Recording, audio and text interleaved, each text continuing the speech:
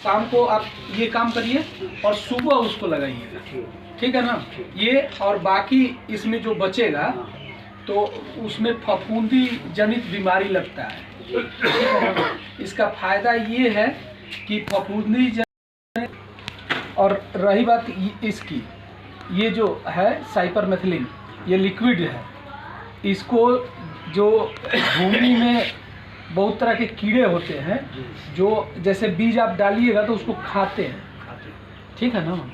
तो उसके लिए ये जो 16 ग्राम वाले टंकी से आप स्प्रे करते हैं, जो 16 लीटर पानी उसमें आता है, 15-16 लीटर, उसमें 2 ग्राम पर लीटर, मतलब 15 दूनी 30 ग्राम इसमें का स्प्रे शुरू में कर दीजिए, ठीक है। इसके लिए ये है।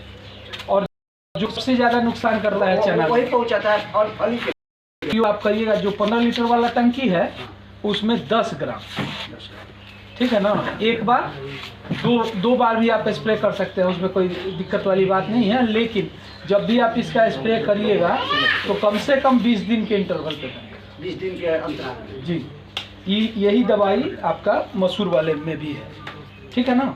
और सर और पाउडर आप बताएं जी, जो पाउडर बच रहा है जी जी, तो उसको दूसरे को भी हाँ, गेहूं के बीच में भी मिला सकते हैं ना? बिल्कुल मिला सकते हैं, कोई दिक्कत नहीं।